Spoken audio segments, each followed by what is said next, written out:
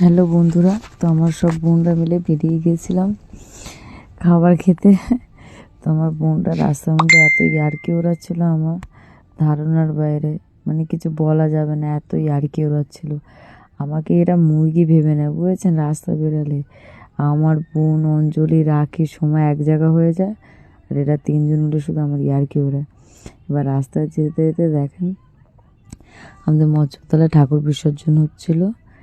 মায়ের মুখটা দেখেন কি সুন্দর। কালী ঠাকুরের আসলে কালকে আমাবস্যা ছিল, আজকে সবাই ঠাকুর বিসর্জন করতে এসেছিল। সব বাজি ফাটছিল, লাল আবির দিয়ে উড়িয়ে সব নাচানাচি, অনেক ঠাকুর বিসর্জন হয়েছিল। তারপর দেখেন আমাদের মৎস্যতলা গণ্ডিতের মন্দিরটা কি সুন্দর, আপনারা শুনলে হবে, খুব সুন্দর এটা। আর এই রেস্টুরেন্টে আমরা খেতে এসেছিলাম, আসলে অনেক দেরি হয়ে গেছিলো আমাদের আসতে। তারপর এই যে ঢুকলাম, দেখেন খুব সুন্দর, এখানে সব ভেজ খাবার পাওয়া যায়।